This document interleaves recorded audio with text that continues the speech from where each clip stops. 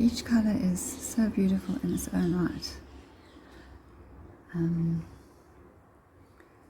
But as I said in other videos, sometimes only when you put colors next to each other that the one enhances the other and brings out its true beauty. But the sap green, what I like about it is it almost looks kind of gold in a certain light.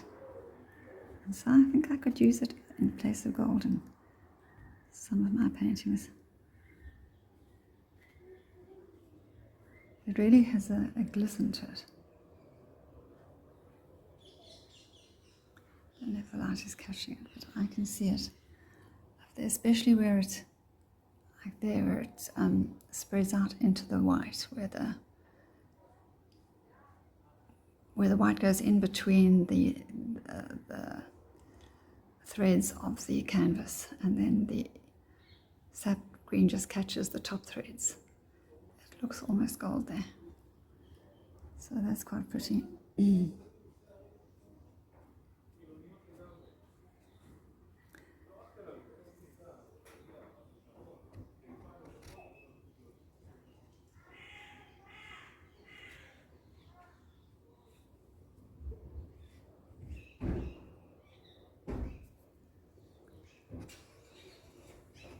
Okay, well, while the rest is still wet, I can't do very much, so I'll bring you back when I make some progress. After allowing the paint to dry for a few minutes, I decided to do another layer of green on the bird, and then I decided I'd try to paint the smaller leaves green and see what happens. And I like them. Obviously, they do need another layer of the sap green in around them. So I'm going to do the bigger leaves the same. And then I also decided to add little tiny leaves hanging from the top. And the way I do it is I just use the side of the brush like that. I just do that.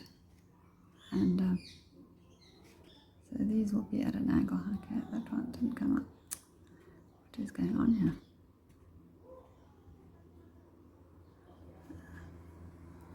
So try this side.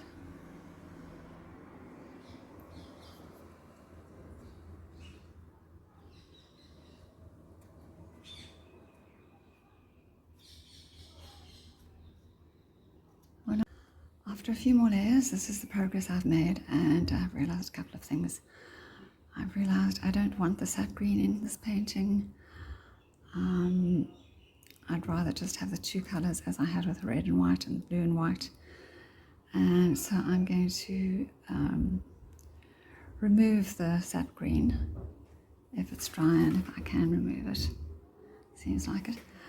And cover that with the cool green, and then do another layer of the white paint and add some more green into the head of the parakeet, and then I'll do another layer of green in the leaves, and hopefully by then I will have achieved what I want to achieve. So here goes. So I'll start with the white, putting it in there.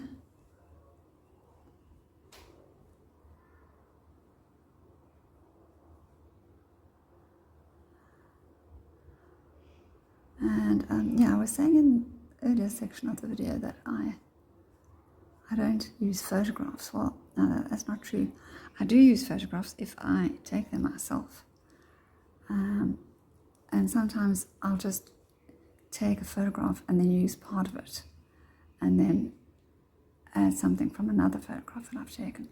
But mostly I only use photographs when I'm doing portraits, and then they're portraits of family members or people who I know, friends who are happy for me to paint them or their grandchildren or whatever. But I don't generally go and paint portraits of famous people or use other people's images.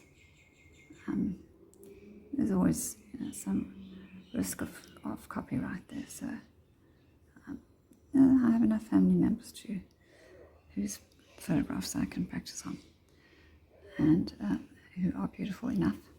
I think in my eyes they're all beautiful, and I like painting their faces. as they grow, as they change, documenting them for posterity in a way that a photo is how I see them. It's sometimes somewhat abstract, not always 100% realistic. Sometimes the face is realistic, but the background, well, usually the background is abstract.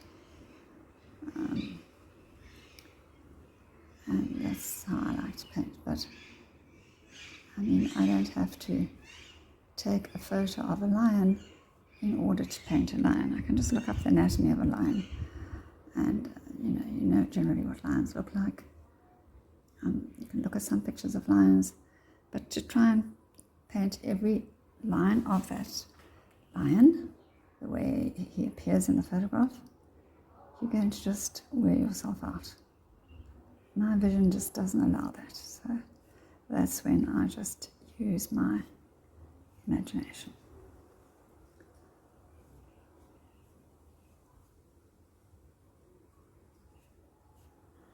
And like I said, there's different strokes for different folks, and that's the beauty of art. It's for you to recreate what you consider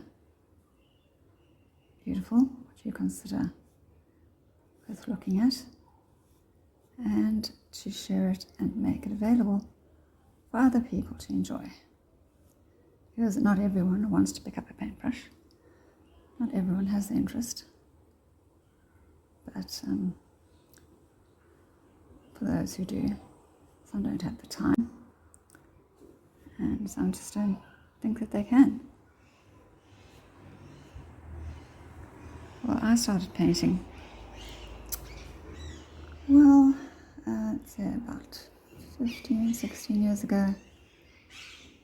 And I had tried prior to that, about 10 years prior to that, but I tried with watercolors. And I mean, the advice I was given was not right. I didn't have the right paper. And it was just a horrible, soggy mess.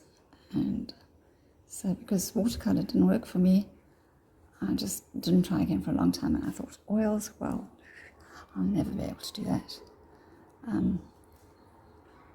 I try to think back of what we did at school, and I think it must have been just watercolors. I really don't remember, because it was just in primary school that we did art, that I did art.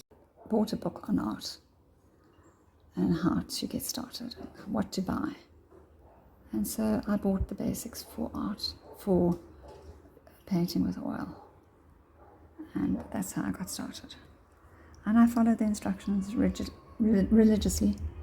I covered the canvas with a thin layer of burnt umber, I think it was, on a cloth.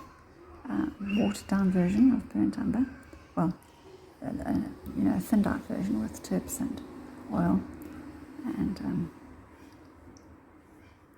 spread it over the canvas with the cloth, let it dry, and that was my first foray into painting. And it was a forest scene, river flowing through it. After that I painted a few flowers, few fields of flowers, and then I painted a lot of horses, because there was a stables near where I used to live, and I've just deleted his claw. And so there were a lot of horses there, and I thought horses were the most majestic animal. I still do think they are majestic, the most majestic, next to cats, and powerful, and you could paint them in so many different settings.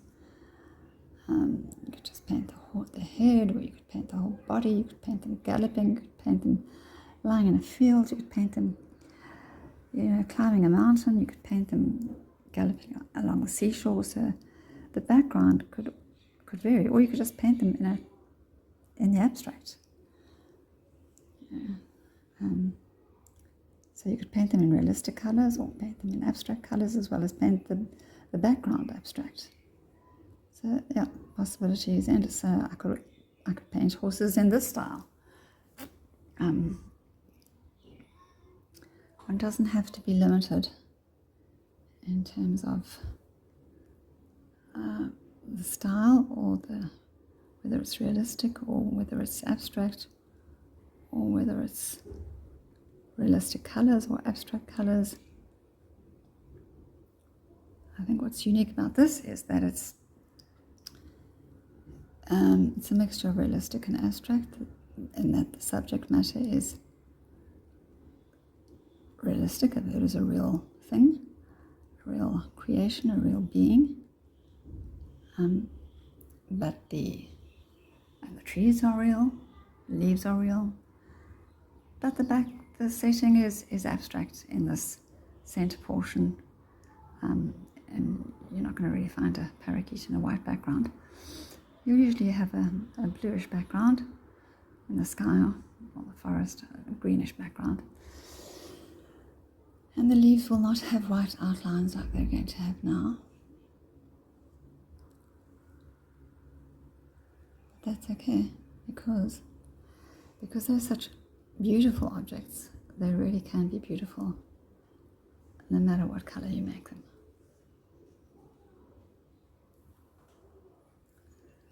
And the light is fading fast.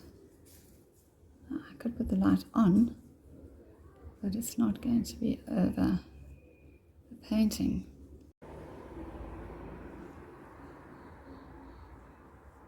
But anyway, you get the idea now of what I'm doing, so you don't have to watch all the rest. So I'll quickly finish this while there is light, and I'll bring you back when there's more to see. After covering everything over with green on the border and white in the center, I came back to repaint the bird, and that's what I'm doing now. I just have some cool green on the paintbrush, and I'm just making little marks so as not to make a straight line. And I'm just using two colors, so it's just the green and the white. Although I like the other green, is that green, I just thought it just wasn't working for me here. And I did also think that, well, I'm changing my paints now. So as one paint finishes, I'm getting this other Georgian brand, since that's what my store has. And it is it's a bigger tube, and it's a good quality paint. They're just, the colors have different names to the ones I'm used to, so I don't always remember the colors there. But it's a good idea for someone starting out to just do this kind of limited color painting until you have all the colors in the rainbow, or at least all the 7 or 8 that you really need to get started. Although you can do with less. But yeah, you get to know the color, you get to decide which colors are your favorite. And even with a limited color palette, you can mix and match and make a whole variety of colors. Just white and green. This green, for example, gives you lots of different shades of green. There's no need to have every shade in. It just makes life more convenient when you do, but certainly not critical. So,